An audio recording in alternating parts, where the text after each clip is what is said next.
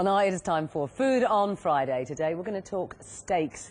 Canadian chef John Cadieux is a self-confessed meat man, and he's opening a new restaurant, Goodman, in the city of London. He's one of those restaurateurs who's completely dedicated to his cause. Apparently he even cut short his honeymoon to accommodate a meat delivery. I'm sure that was popular. Well, our food critic Richard Vines caught up with him. We have a pretty good selection of meat here, Richard. A lot of it's American, some of it's Scottish, and some of it's from the Lake District up north. So what we have here is our one of our better sellers is a porterhouse. So what that is a sirloin with about 1.5 inches of fillet on it on the one side. That's a really great seller for us. That's a T-bone, same style, sirloin and fillet, but a lot less on the fillet side. Then we move on to our bone-in sirloin. That's on the far side, so we want to go from the large fillet, small fillet, no fillet.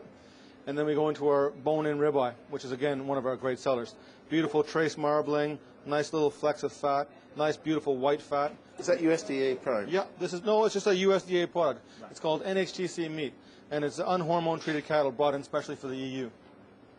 Over here we have our regular sirloin. That's off the bone. That's a New York cut. So it's cut against the grain across the whole sirloin, and that would be a New York cut. And then our Goodman ribeye, and that's our #1 seller. That's from, from Omaha, Nebraska. We sell that about 3 to 1 to all our other steaks combined. And what's the flavor?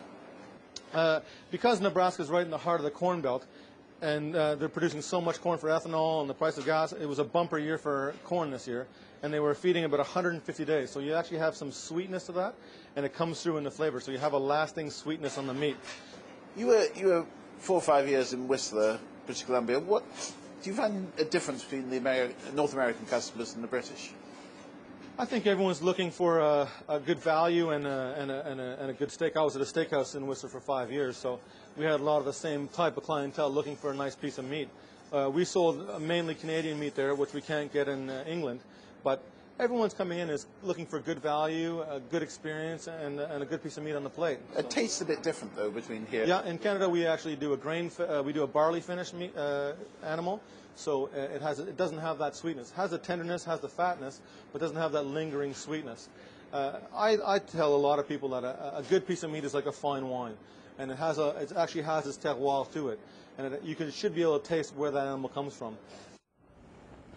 Well, Richard joins me now. Richard, he's just said there that the steak was a bit like a fine wine, and you were saying he sounds like a sommelier talking about wines when he's talking about all the different cuts of steak. He's so enthusiastic talking about, the different factors that go into making a great steak, and it's just his love that comes through on that, I think. And he even talks about, when you smell the steak, you should be able to smell, the grain that the cattle was fed on, for example. Wow. Now, there are plenty of steak restaurants already in the City of London. Do you think this one's going to do well? I think it'd do very well. Since this place opened in Mayfair about 18-20 months ago, it's been packed. I called this morning for a table and they said they were full. It was down to cancellations for tonight even. Wow. And if you think the city is, is frankly full of competitive, hungry men, I think steak does seem particularly to appeal to men. What is this? I mean, when you write a column about a steak, of the steakhouse or anything to do with steaks, it does incredibly well. Traders and steaks? Yes, I don't know why it is, but it's very much associated, I think, with masculinity. Men love